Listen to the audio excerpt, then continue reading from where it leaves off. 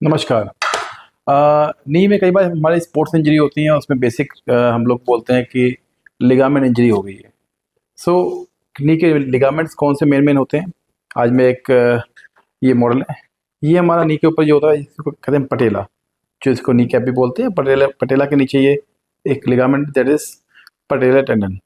अगर इसको हटाएं ये सामने से, तो जो मोस्ट कॉमनली इंजर्ड लिगामेंट रहता है वो होता है ACL। ये रहा, दिस वन इज ACL। सो ये दिस वन इज ACL सामने से। पीछे की साइड में एक होता है PCL, एक साइड MCL और एक साइड LCL। आज हम बात करते हैं मेनली ACL की। तो जो मोस्ट कॉमन इंजर्ड लिगामेंट है वो है ACL। जैसे ही नी की ट्विस्टिंग इंजरी हुई और ACL जो which act as central axis for the knee, जिसके अराउंड नी रोटेट करता है, वो इंजर हो जाता है। इंजर मतलब कंप्लीट टीयर हो जाता है।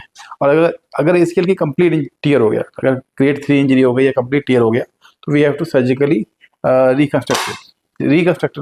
ACL का रिपेयर नहीं होता, we have to surgically reconstruct, नया लिगामेंट लेके बॉडी की दूसरी जगह से इस ACL को दोबारा बनाना पड़ता है।